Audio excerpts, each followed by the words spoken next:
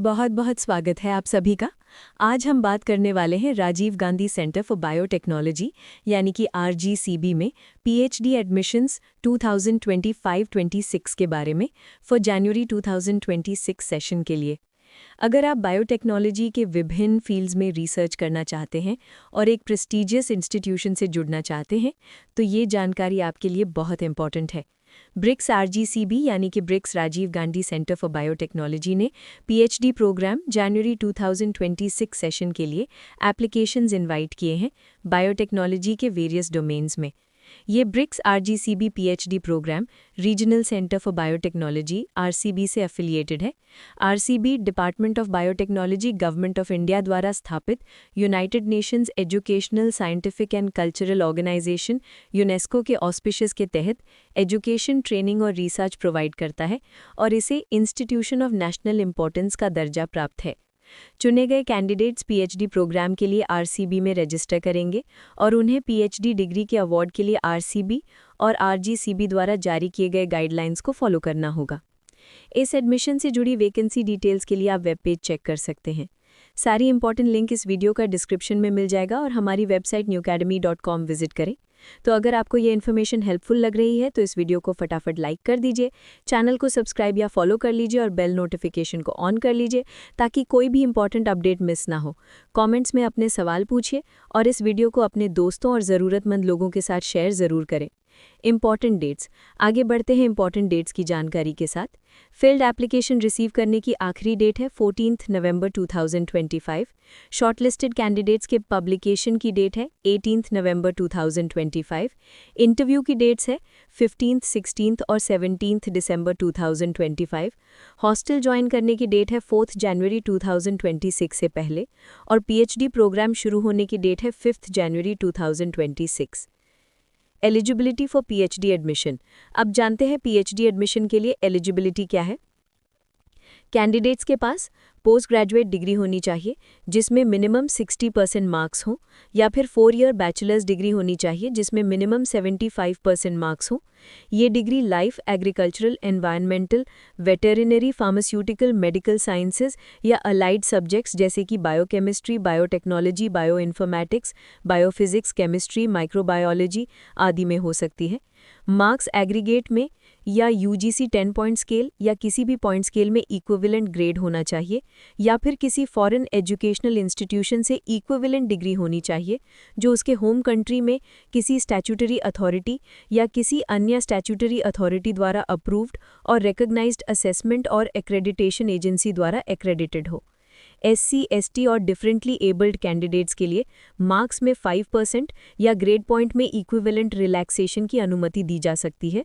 Candidate के पास government of India द्वारा 5 years के लिए ऑफर किया गया वैलिड JRF यानी कि junior research fellowship, UGC, CSIR, ICMR, DBT, DST, inspire या कोई अन्य नेशनली कॉम्पिटिटिव फेलोशिप होना ज़रूरी है।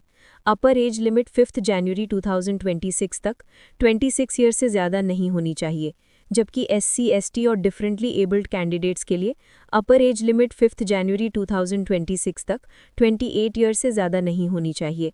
जो कैंडिडेट्स अपने पोस्ट ग्रेजुएट डिग्री या 4 ईयर बैचलर्स डिग्री के फाइनल रिजल्ट्स का इंतजार कर रहे हैं और उनके पास गवर्नमेंट ऑफ इंडिया द्वारा 5 इयर्स के लिए ऑफर किया गया valid JRF, UGC, CSIR, ICMR, DBT, DST, inspire या कोई अन्य नेशनली कॉम्पिटिटिव फेलोशिप है, वो भी अप्लाई करने के लिए एलिजिबल हैं।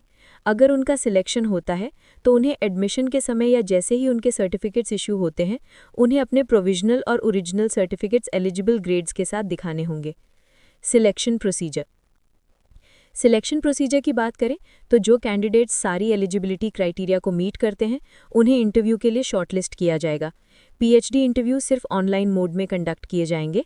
एप्लीकेंट्स को फाइनल सिलेक्शन के लिए RGCB मेन कैंपस पूजापुरा में शेड्यूल किए गए पर्सनल इंटरव्यू में उनके परफॉर्मेंस के आधार पर शॉर्टलिस्ट किया जाएगा।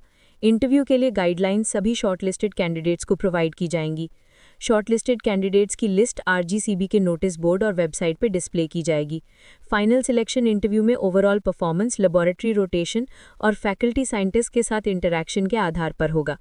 Application procedure.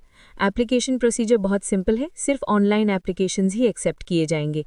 Application fee 500 rupees है, जिसे स्टेट बैंक ऑफ इंडिया के SBI कलेक्ट का उपयोग करके पेमेंट स्टेज में दिए गए URL के थ्रू ऑनलाइन पे करना होगा।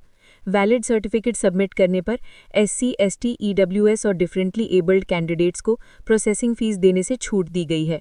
कंप्लीटेड एप्लीकेशंस रिसीव करने की आखिरी डेट 14 नवंबर 2025 को शाम को 5 बजे तक है।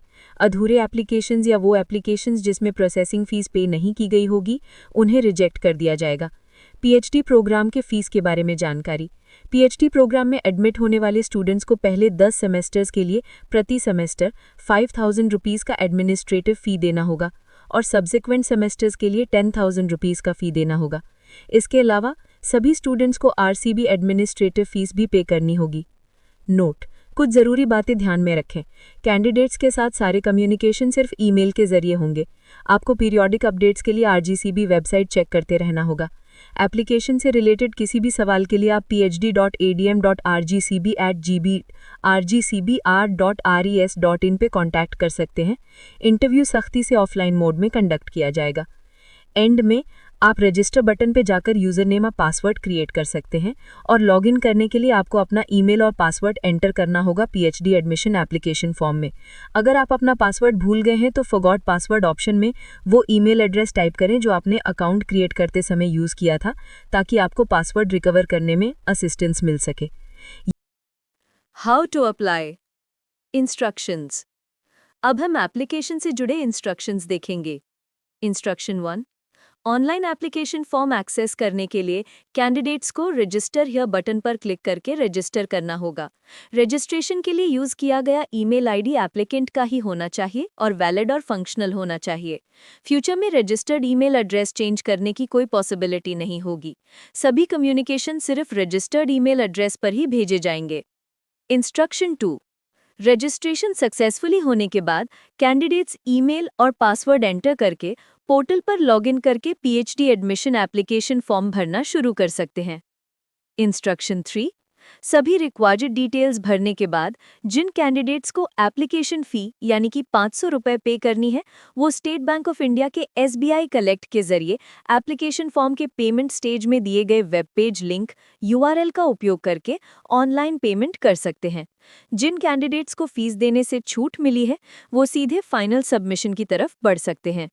इंस्ट्रक्शन 4, एप्लीकेंट्स को ऑनलाइन एप्लीकेशन फॉर्म भरते समय रिक्वायर्ड करेक्ट इन्फॉर्मेशन प्रोवाइड करने की सलाह दी जाती है, खासकर SBI कलेक्ट के थ्रू पेमेंट करने के बाद जनरेट होने वाला रेफरेंस नंबर। गलत इन्फॉर्मेशन और रेफरेंस नंबर सबमिट करने से होने वाले किसी भी नतीजे के लिए RGCB जिम्मेदार नहीं होगा। अगर कोई एप्लीकेंट गलत रेफरेंस नंबर देता है और उसकी वजह से एप्लीकेशन फ़ी का पेमेंट रिकॉन्साइल नहीं हो पाता है, तो ऐसे एप्लीकेशन फॉर्म्स रिजेक्ट किए जा सकते हैं। SBI कलेक्ट के थ्रू पेमेंट करते समय प्लीज़ गवर्नमेंट डिपार्टमेंट सिलेक्ट करें और Rajiv Gandhi Centre for Biotechnology type करें। इंस्ट्रक्शन 5, अगर पेमेंट सक्सेसफुल हो जाता है तो कैंडिडेट्स फाइनल सबमिशन स्टेज की तरफ बढ़ सकते हैं और अपना एप्लीकेशन फॉर्म कंप्लीट कर सकते हैं। इंस्ट्रक्शन 6, आखिर में कैंडिडेट्स को भरा हुआ फॉर्म सबमिट करना होगा। ध्यान रहे कि फाइनल सबमिशन के बाद एप्लीकेशन फॉर्म में कोई मॉडिफिकेशन या ऑल्टरेशन की अनुमति नहीं होगी। इसलिए कैंडिडेट्स को फाइनल सबमिशन से पहले उनके द्वारा भरी गई इन्फॉर्मेशन की करेक्टनेस और एडिक्वेसी को वेरीफाई करने की सलाह दी जाती है। Instruction 7, application form successfully submit करने के बाद एक कंफर्मेशन पेज जनरेट होगा। आप एप्लीकेशन फॉर्म डाउनलोड करके उसे फ्यूचर यूज के लिए सुरक्षित रख सकते हैं। इंस्ट्रक्शन 8, क्वेरीज और असिस्टेंस के लिए एकेडमिक रिलेटेड क्वेरीज के लिए आप +9 1471 2529 653 और +9 14712 529655 पर कॉन्टैक्ट करें और aa@rgcb.res.in पर ईमेल भेज सकते हैं। टेक्निकल क्वेरीज के लिए lakshmi@rgcb.res.in और ramyarajan@rgcb.res.in पर ईमेल करें। इंस्ट्रक्शन 9, कैंडिडेट्स को age proof, category proof, application fee payment proof आदि जैसे कोई भी डॉक्यूमेंट्स या हार्ड कॉपी एप्लीकेशन भेजने की ज़रूरत नहीं है। इंस्ट्रक्शन 10, जो एप्लीकेशंस मिनिमम एलिजिबिलिटी को मीट नहीं करते हैं उन्हें रिजेक्ट कर दिया जाएगा। किसी भी सर्कमस्टेंस में एप्लीकेशन फ़ी रिफंड नहीं की जाएगी। इंस्ट्रक्शन 11, कैंडिडेट्स को सलाह दी जाती है कि वो लास्ट मिनट रश से बचने के लिए लास्ट डेट से काफ़ी पहले ही अपना ऑनलाइन फॉर्म सबमिशन कंप्लीट कर लें। What should you keep ready before you fill the RGCB PhD application form? RGCB PhD application form भरने से पहले आपको क्या-क्या तैयार रखना चाहिए, इसके बारे में जानते हैं। एप्लीकेशन फॉर्म भरने से पहले प्लीज़ नीचे दिए गए डॉक्यूमेंट्स को सेपरेट फाइल्स के रूप में स्कैन करके स्टोर कर लें।